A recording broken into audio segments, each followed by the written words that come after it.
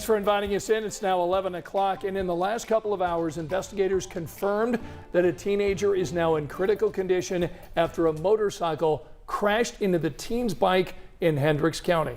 So right now, the teenager and the motorcyclist are both at Indianapolis hospitals. The sheriff's office tells us they believe the motorcycle was headed south on Raceway Road when the crash happened. Tonight, investigators are working to figure out what led up to this wreck.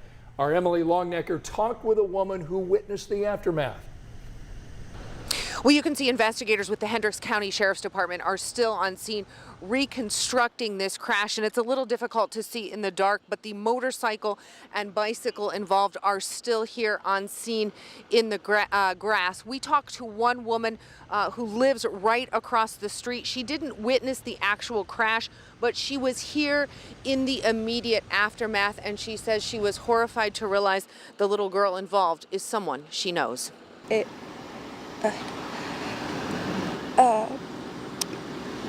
broke my heart.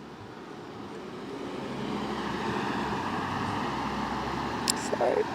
That's how Jessica Burdine describes the moment she realized she knew the teenage girl lying unconscious along Raceway Road. I said, has anybody checked if she has a pulse? Burdine says that's the first thing she asked the teen's father, who she also recognized, explaining she often sees the father and daughter riding their bikes by her house. Very often they cross this road right here to go to the B&O trail and ride, and that's what they were doing. But Thursday they never made it there.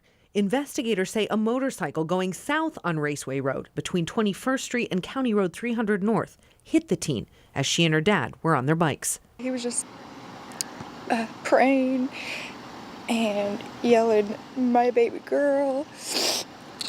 Burdine says when she checked, the teen had a pulse but was never conscious. The man on the motorcycle who investigators say hit her was also lying on the ground.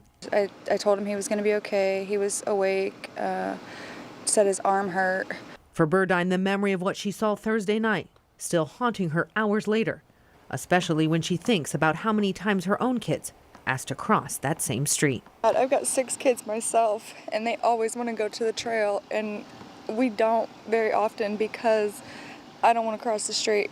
The Hendricks County Sheriff's Department says this investigation into this crash is still ongoing, and they will likely have more information to release on this investigation in the following days. In Hendricks County, Emily Longnecker, 13 News.